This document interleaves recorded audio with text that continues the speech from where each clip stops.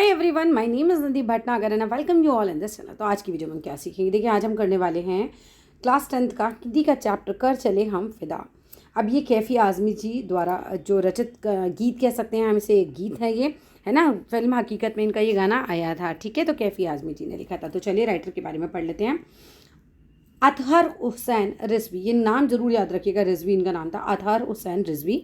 इनका जन्म हुआ था 19 जनवरी 1919 को उत्तर प्रदेश के आजमगढ़ ज़िले में मजमा गांव में। आजमगढ़ ज़िले में मजमा गांव में 1919, याद रखिएगा 1919, राइट। अदब की दुनिया, अदब यानी कि देखो लोग जो हैं उन्हें बहुत प्यार करते हैं, ठीक है, इज़्ज़त की दुनिया हम कह सकते हैं। आगे चलकर वे कैफ़ी आज़मी के नाम से मशहूर हुए थे, मशहूर मतलब फेमस हुए थे। कैफ़ी आज़मी की गणना प्रगतिशील उर्दू कवियों की पहली पंक्ति में की जाती है। जो भी प्रगतिशील कवि हैं, जो भी तरक्की कर रहे हैं कवि, उनमें अगर हम कहते हैं कि भाई कौन से ऐसे कवि जिन्होंने बहुत ज़्यादा तरक्की करी है, कौन से ऐसे हैं जो है ना बहुत फेमस हुए हैं, तो ऐसे कवियों में अगर हम देखें तो शुरुआत की पंक्ति यानी शुरुआत के नामों में ही कैफ़ी आज़मी जी का नाम आ जाता है। कैफ़ी की कविताओं में एक और सामाजिक और राजनीतिक जागरूकता, सामाजिक यानी कि सामाजिक जागरूकता, राजनीतिक यानी कि राजनीतिक जागरूकता है हम, ठीक है। तो सामाजिक और राजनीतिक जागरूकता का समावेश है, समावेश यानी कि कॉम्बिनेशन एक तरीके से। तो दूसरी ओर हृदय की कोमलता भी है, ठीक है।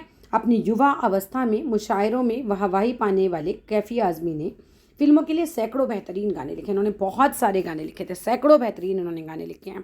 10 मई 2002 को इस दुनिया से रुखसत, मतलब एक तरीके से इनकी डेथ हुई थी 10 मई 2002 को। MCQ का क्वेश्चन है, आ सकता है।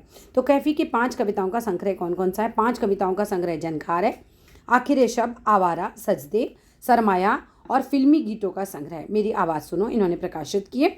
अपने रचना कर्म के लिए कैफ़ी को साहित्य अकादमी पुरस्कार सहित कई पुरस्कारों से नवाजा गया। कैफ़ी कलाकारों के परिवार से थे। इनके तीनों बड़े भाई भी शायर थे, याद रखना ये वाली लाइन, तीनों बड़े भाई भी इनके शायर थे। इनकी पत्नी कौन थी? शौकत आज़मी। बेटी कौन थी? शबन आज़मी। ये सब मशहूर अभिनेत्रियाँ थी, ठीक है। अब चलिए कविता की पहला पैराग्राफ हम देख लेते हैं। देखो पहले पाठ जो प्रवेश है ना ये देख लो, क्योंकि पाठ प्रवेश में ना आपको बड़ा आसान हो जाएगा प्रश्न उत्तर बनाना। जिंदगी प्राणी मात्र को प्रिय होती है। भाई जितने भी प्राणी हैं सभी को क्या है भाई, जिंदगी जो है वो प्रिय होती है। सारे प्राणियों को क्या है भाई, जिंदगी प्यारी होती है।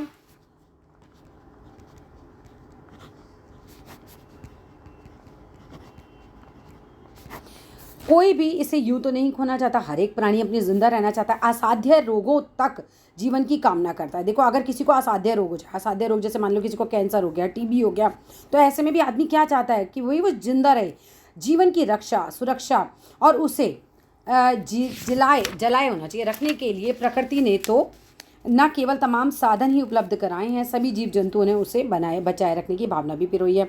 इसलिए शांति प्रिय जीव भी अपने प्राणों पर संकट आया तो जान की रक्षा हेतु मुकाबले के लिए तत्पर हो जाता है। मतलब कितना भी शांति प्रिय जीव हो, अगर उसे ये समझ में आ जाए कि उसके प्राण संकट में है तो वो लड़ने से नहीं रुकेगा, वो लड़ पड़ेगा वहाँ पर, ठीक है, मुकाबले के लिए तैयार हो जाएगा। लेकिन इसके विपरीत अगर मैं बात करूँ तो सैनिक का जीवन कैसा है, बिल्कुल उल्टा होता है, जो अपने लिए नहीं बल्कि औरों के लिए जीवन जीता है। अपनी आज़ादी पर आ बनती है तो मुकाबले के लिए अपना सीना तान कर और उनकी आज़ादी पर अगर बनाती है। देखो ये वर्ड बड़ा इंपॉर्टेंट हो जाता है कि भाई इस चैप्टर में आज़ादी शब्द अगर वो कहता है आज़ादी पर बनाए तो फिर तो वो मुकाबले के लिए क्या हो जाता है बच्चे, तैयार हो जाता है, अपना सीना तान के खड़ा हो जाता है, ये जानते हुए कि मुकाबले में औरों की ज़िंदगी और आज़ादी भले ही बची रहे। औरों की ज़िंदगी और आज़ादी किसकी? देशवासियों की, ठीक है, लेकिन उसकी मौत की संभावना सबसे अधिक होती है। ये बहुत इंपॉर्टेंट बात है ना भाई। सैनिक अगर लड़ेगा तो क्या होगा, उसकी मौत की संभावना बढ़ जाएगी, लेकिन उसको क्या लगता है कि औरों की ज़िंदगी बच जाएगी, औरों की आज़ादी बच जाएगी। प्रस्तुत पाठ की जो पृष्ठभूमि है, ये वर्ड बड़ा इंपॉर्टेंट आ जाता है कि पृष्ठभूमि क्या होती है इसकी। पाठ की पृष्ठभूमि क्या है, ये भाई युद्ध है ना, युद्ध की पृष्ठभूमि पर यह बना हुआ पाठ है। फिल्म हकीकत के लिए 1964 में ये गाना लिखा गया था। ऐसे ही सैनिकों के हृदय की आवाज़, ये क्या है, ये बेसिकली पार्ट क्या है, सैनिकों के हृदय की आवाज़ ये बयान करता है, सैनिकों के दिल की आवाज़ ये बयान करता है, राइट। जिन्हें अपने लिए अपने किए धरे पर नाज है। सैनिकों को अपने किए धरे पर क्या है भाई, नाज है, उन्हें अभिमान है कि हमने अपना इतना अच्छा काम हम कर रहे हैं। और इसी के साथ इन्हें अपने देशवासियों से कुछ अपेक्षाएं भी हैं। देशवासियों से क्या अपेक्षाएं हैं, अब देखो यहाँ आ गया ना, देशवासियों से वो बात कर रहे हैं। अपेक्षाएं होना मतलब कि भी देशवासी भी ऐसा करें क्योंकि उन्हें वे अपेक्षाएं हैं कि देशवासी और कोई नहीं, हम और आप ही हैं जिनसे इन्हें अपेक्षाएं हैं। वो देशवासी और तो कोई नहीं, हम ही लोग हैं जो गीत सुन रहे हैं, इसलिए आइए इसे पढ़कर अपने आप से पूछें कि हम इन अपेक्षाओं पर पूरा मतलब इन अपेक्षाओं को पूरा कर पाए या नहीं कर पाए। बहुत बढ़िया। तो चलिए अब आ जाते हैं हम पहले पैराग्राफ की तरफ। कर चले हम फिदा, एक एक पैराग्राफ करके डिस्कस करेंगे। कर चले हम फिदा जानो तन साथियों, अब तुम्हारे हवाले वतन साथियों। सांस थमती गई, नब्ज जमती गई, फिर भी बढ़ते कदम को न रुकने दिया। कट गए सिर हमारे तो कुछ गम नहीं, सर हिमालय का हमने न झुकने दिया। मरते मरते रहा बाकपन साथियों, अब तुम्हारे हवाले वतन साथियों। तो सबसे पहले हम बात कर लेते हैं, इसमें कुछ वर्ड्स आए जैसे कर चले हम फिदा। फिदा का क्या अर्थ होता है भाई? न्योछावर करना, अपनी जान दे देना। ठीक है। हवाले मतलब क्या होता है? सौंपना। अब तुम्हारे हवाले वतन साथियों मतलब हमने जो है तुम्हें सौंप दिया है। बाकपन का मतलब क्या होता है भाई? वीरता। ठीक है, वीरता के भाव के लिए आता है। अब आ जाइए भाई इसकी कि प्रसंग अगर आपको आता है तो प्रसंग में आप इसके क्या लिखोगे। देखो प्रसंग में तो सिंपल लिखा जाता है कि प्रस्तुत पंक्तियां हमारी पाठ्य पुस्तक स्पर्श भाग 2 से ली गई हैं। इसके कवि कैफी आज़मी जी हैं और इन पंक्तियों में कवि एक वीर सैनिक का अपने देशवासियों को दिए गए आखिरी संदेश का वर्णन कर रहा है। ये बड़ी इंपॉर्टेंट लाइन है। इन पंक्तियों में कवि एक वीर सैनिक का अपने देशवासियों को दिए गए आखिरी संदेश का वर्णन कर रहा है। इन पंक्तियों में कवि ने उस समय का चित्रण किया है। चित्रण करना क्या होता है? देखो चित्रण करने का मतलब ये होता है एक चित्र की तरह दिखा देना, पूरे सीन को एक चित्र की तरह दिखा देना। जब आप ये कविता सुनते हो, गाना सुनते हो तो आपके सामने एक चित्र बन के आपकी आंखों में आ जाता है। जब रणभूमि, रणभूमि किसे कहते हैं भाई? युद्ध भूमि में सैनिक देश के लिए अपने प्राणों का बलिदान करते हुए अन्य सैनिकों से आग्रह कर रहे हैं कि अब वे देश की रक्षा का भार अन्य सैनिकों पर छोड़कर जा रहे हैं। यद्यपि यानी कि जबकि वे जीवन की आखिरी सांसें गिन रहे हैं, फिर भी उनके कदम आगे बढ़ रहे हैं। ठीक है, फिर भी उनके जो कदम आगे बढ़ रहे हैं। भारत की आन मान व शान की रक्षा के लिए उनका सर्वस्व बलिदान हो रहा है, पर उन्होंने शत्रु के समक्ष झुकना नहीं सीखा है। उन्हें इस बात पर गर्व है, खुशी है कि उनका जीवन देश के काम आया और देश की रक्षा की बागडोर अब उन्होंने अपने साथियों को सौंपकर संसार से वो विदा ले रहे हैं। कर चले हम फिदा जानो तन साथियों, अर्थात सैनिक क्या कह रहे हैं कि भाई हम जो हैं वो अपनी जान फिदा कर चुके हैं, जो है ना, फिदा कर रहे हैं एक तरीके से। साथियों किसे कहा जा रहा है? वो जो भी उनके साथ सैनिक हैं और देशवासी हैं उनको। अब तुम्हारे हवाले वतन साथियों मतलब किसके हवाले भाई? देशवासियों के और बाकी सैनिकों के हवाले। सांस थमती गई, नब्ज जमती गई, मतलब सैनिक बताते हैं कि भाई उनकी सांसें थम रही हैं, उनकी नब्ज जो है वो जम रही है, फिर भी उन्होंने अपने बढ़ते हुए कदम को रुकने नहीं दिया। आखिरी सांस तक भी वो आगे बढ़ते रहे हैं। कट गए सिर हमारे तो कुछ गम नहीं। वो क्या कह रहे हैं कि भाई देश के लिए, आन मान शान के लिए उन्होंने क्या किया? अपना सब कुछ बलिदान कर दिया, पर उन्हें इस बात का कोई भी गम नहीं है, बल्कि इस बात पे तो उन्हें गर्व है, उन्हें खुशी है कि सर हिमालय का हमने ना झुकने दिया। ठीक है, कि उन्होंने देश की रक्षा की बागडोर अपने हाथ में लिए और हिमालय का सर जो है वो झुकने नहीं दिया। ठीक है, तो चलो अब हम देखते हैं नेक्स्ट पैराग्राफ। चलिए अभी नेक्स्ट पैराग्राफ आते हैं। मरते मरते रहा बाकपन साथियों, अब तुम्हारे हवाले वतन साथियों। तो पिछले पैराग्राफ की हमारी लाइन नहीं है कि भाई मरते मरते भी जो है क्या है, उन्हें इस बात पे गर्व है। बाकपन रहना मतलब क्या है भाई? एक तरीके से उन्हें बहुत ज़्यादा गर्व है इस बात पे। और अब क्या है भाई? अब ये तुम्हारे हवाले वतन साथियों। ठीक है, अब इसमें ना ये ध्यान रखिएगा कि इसमें उर्दू भाषा की प्रमुखता है। ठीक है, उर्दू भाषा के कवि थे तो उर्दू भाषा की इसमें प्रमुखता है। साथ ही साथ खड़ी बोली के शब्दों का भी इन्होंने प्रयोग किया है। और किस रस की प्रधानता है आप बताओ? श्रृंगार रस की या वीर रस की? तो वीर रस की प्रधानता है। ठीक है, उद्बोधन शैली और लयात्मक भाषा है। ठीक है, लय बन रही है ना भाषा में। मरते मरते में कौन सा अलंकार हो गया? पुनरुक्ति प्रकाश, क्योंकि एक ही शब्द दो दो बार आ रहा है ना, मरते मरते। तो पुनरुक्ति प्रकाश, देखो इस तरह से लिखते हैं, पुनरुक्ति प्रकाश जो है वो अलंकार है इसके अंदर। ठीक है, किस शब्द में? मरते मरते में।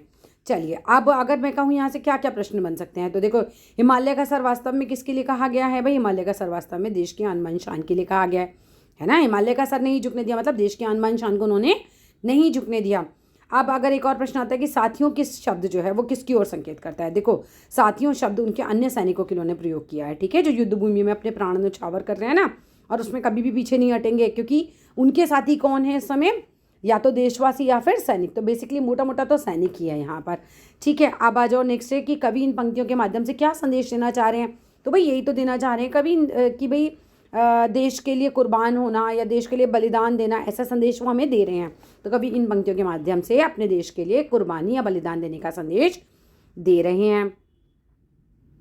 बलिदान होते सैनिक क्या संदेश देना चाहते हैं भाई? जो भी सैनिक बलिदान हो रहे हैं, समय मर रहे हैं, वो क्या संदेश देना चाहते हैं? तो बलिदान होते हुए सैनिक अपने अन्य साथियों को ये संदेश देना चाहते हैं कि उनके मरने के बाद भी देश की रक्षा का भार अब उन पर यानी कि अन्य सैनिकों पर ही है।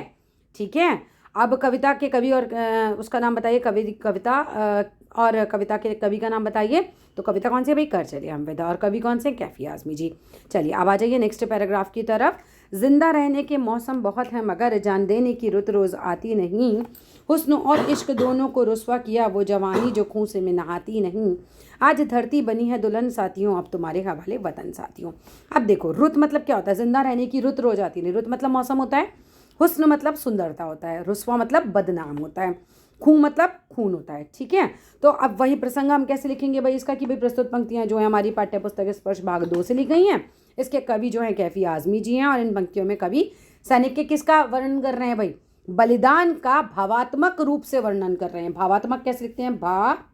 भावात्मक, भावात्मक है ना, बहुत भावनाएं उनसे जुड़ी हुई हैं, तो उस तरीके से वो वर्णन कर रहे हैं। अब आ जाओ व्याख्या पे अगर हम बात करें तो जिंदा रहने के मौसम बहुत हैं मगर, ठीक है, इन पंक्तियों में कवि ने समझाने का प्रयास किया है कि जीवन में अनेक ऐसे अवसर आएंगे जब हम पूरे ऐशो आराम की ज़िंदगी गुजार पाएंगे, है ना। ऐसे तो बहुत सारे अवसर होते हैं, ज़िंदगी तो हम हमेशा से जी ही रहे हैं, ऐशो आराम से ज़िंदगी गुजारने के तो बहुत सारे मौके आते हैं, परंतु देश पर मरने मिटने का मौका तो कभी कभार ही मिलता है। कवि ने ऐसे यौवन को व्यर्थ बताया है। उसने कहा ना कि हुस्न और इश्क दोनों को रुस्वा किया वो जवानी जो खून में नहाती नहीं।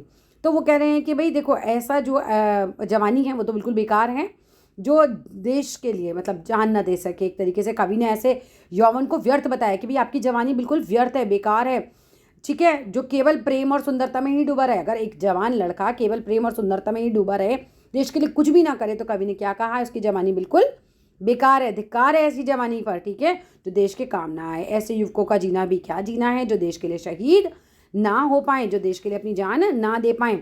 ठीक है, आज धरती बनी है दुल्हन साथियों अब तुम्हारे हवाले वतन साथियों। तो क्या कहा उन्होंने?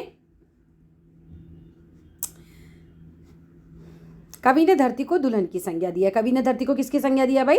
दुल्हन की। जिस प्रकार दुल्हन जो है वो लाल जोड़े में सजती है ना, लाल लाल सारा श्रृंगार करती है, वैसे ही धरती आज कैसे लाल हुई है भाई? वीरों के खून से, सैनिकों के खून से वो जो आज पूरी धरती सनी हुई है, सजी हुई है एक तरीके से, राइट। सैनिक देखो कितनी अच्छी उनकी भावनाएं हैं कि वो अपने खून से लाल हुई धरती को भी कह रहे हैं कि वो धरती हमारे खून से आज सजी हुई है, इसलिए वो दुल्हन बनी हुई है। और जैसे दुल्हन की लाज की रक्षा की जाती है, उसकी इज्जत की रक्षा की जाती है, वैसे ही माँ की रक्षा करना भी हर एक का कर्तव्य होता है। और माँ किसको कहा गया भाई? हमारी धरती माँ को कहा गया है। अब अगर हम इसमें बात करते हैं भाई शिल्प सौंदर्य की, तो सफल यौवन सदैव बलिदान होता है। सफल यौवन हमेशा जो है वो बलिदान होता है। भाषा में चित्रात्मकता है। कैसी है चित्रात्मकता? क्यों है? क्योंकि आपके सामने जो है वो क्या हो जाता है? चित्र बिल्कुल बन के आ जाता है, चित्रात्मकता। ठीक है, इसमें भाषा में क्या है भाई?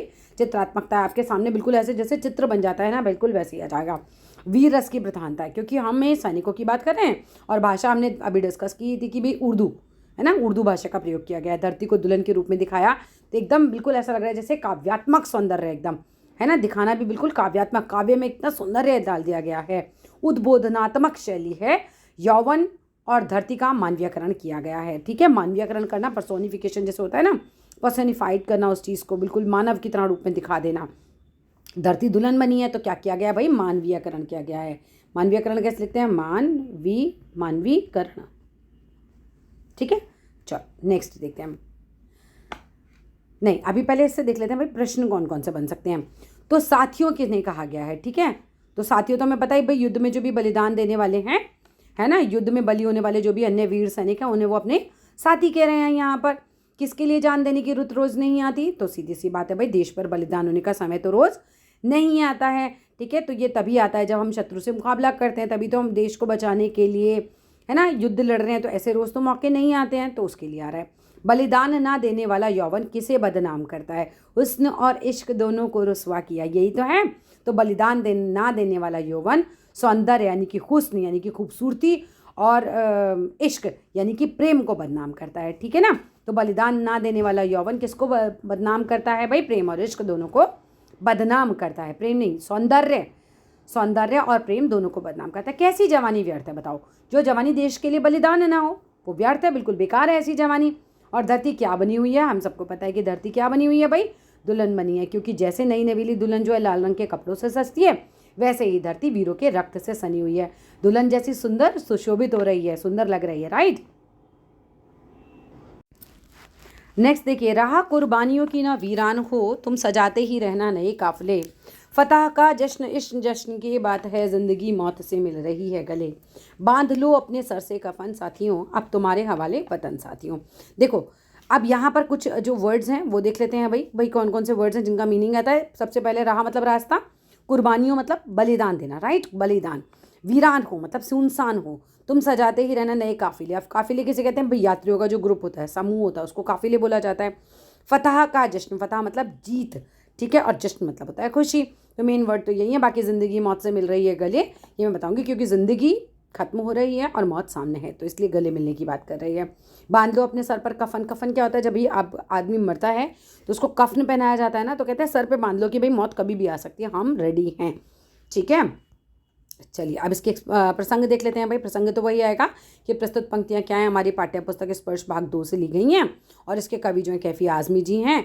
इन पंक्तियों में कवि ने सैनिक देशवासियों को देश के लिए बलिदान करने के लिए तत्पर रहने के लिए, क्योंकि बांध लो अपने सर पर कफन यानी कि तैयार हो जाओ सैनिकों, देश के लिए क्या करने के लिए, बलिदान देने के लिए तैयार हो जाओ, ये वाली लाइनों में ये कहा गया है, ठीक है। इन लाइनों में क्या कहा गया है कि पंक्तियों में कवि ने सैनिक देशवासियों को देश के लिए अपना बलिदान देने के लिए तैयार रहने के लिए कहा है।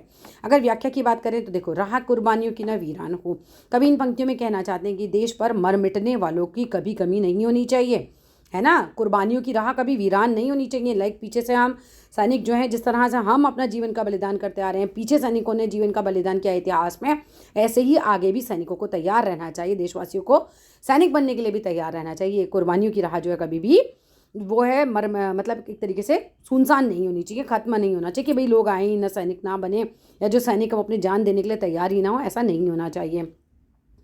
तुम सजाते ही रहना नए काफिले, ये राह कभी भी सुनी नहीं हो, बल्कि नए नए जो वीरों के झुंड हैं, ठीक है, काफिले मतलब वीरों के झुंड यहाँ पर उनके लिए आ रहा है, वो आगे आएँ और देश की रक्षा करें।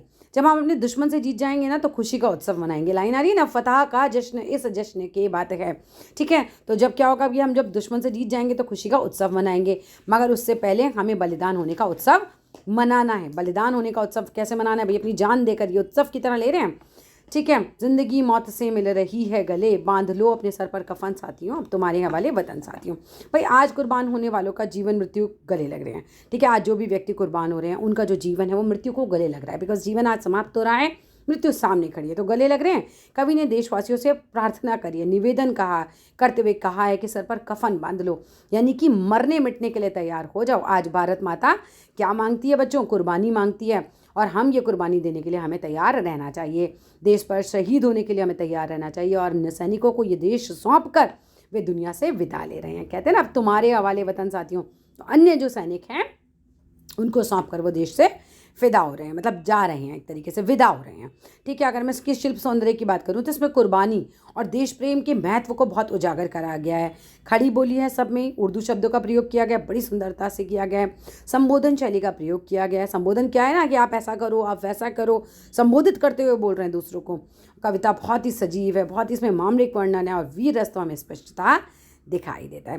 तो अगर प्रश्न बनते हैं तो इससे कैसे बच सकते हैं भाई, कुर्बानियों की राह कौन सी होती है, किस राह को हम कहते हैं कुर्बानियों की, वह डगर जिस पर चलकर देशभक्त वीर सैनिक जो भी होते हैं, देशभक्त वीर सैनिक देश के लिए शहीद हो जाते हैं, है ना। वो रास्ते को, उस डगर को हम क्या बोलते हैं भाई, कुर्बानियों की राह, जिसमें चलकर वीर सैनिक जो हैं वो शहीद हो जाते हैं, उसे हम कुर्बानियों की राह कहते हैं। नए काफिले का मतलब क्या होता है भाई, नए काफिले का मतलब होता है कि भाई जो अनेक सैनिक हैं वो टोली बनाकर आएँ और आगे आके देश की रक्षा करें, अपने आप को कुर्बान करें। उन साथियों को कुर्बान होने के बाद उसी राह पर कदम बढ़ाते रहें, जो अपने साथियों को कुर्बान होने के बाद उसी राह पर कदम बढ़ाते रहें, उस टोली को कहा गया है।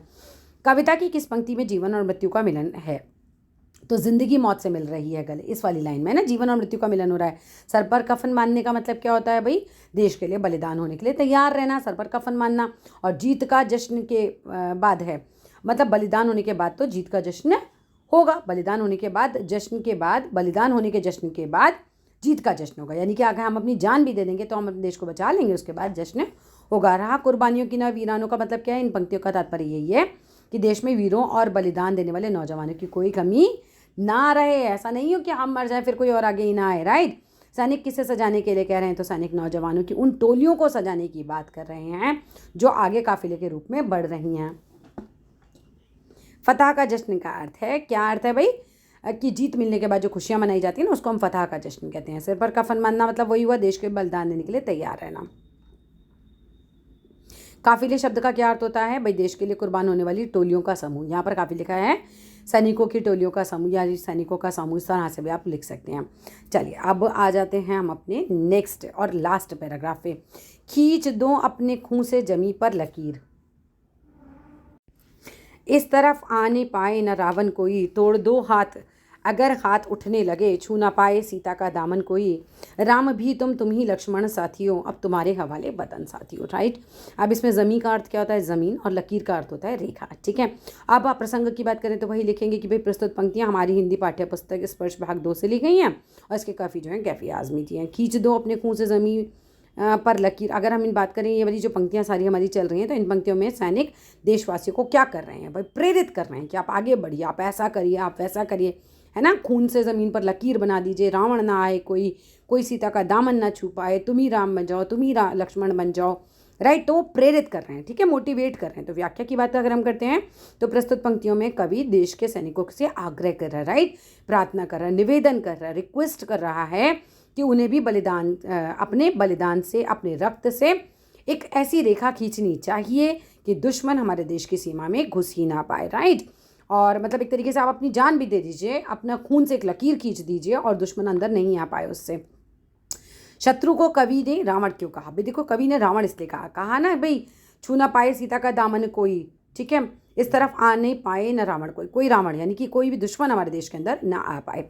शत्रु को कवि ने रावण कहा है जिसे हम अपने देश के अंदर कभी आने नहीं देंगे। यदि कोई हमारी भारत माँ के आंचल को छूने का प्रयास करेगा तो उसके हाथ हम तोड़ देंगे, यानी कि कोई भी दुश्मन हमारे देश में घुसेगा तो उसे मुंह तोड़ जवाब दिया जाएगा, ठीक है।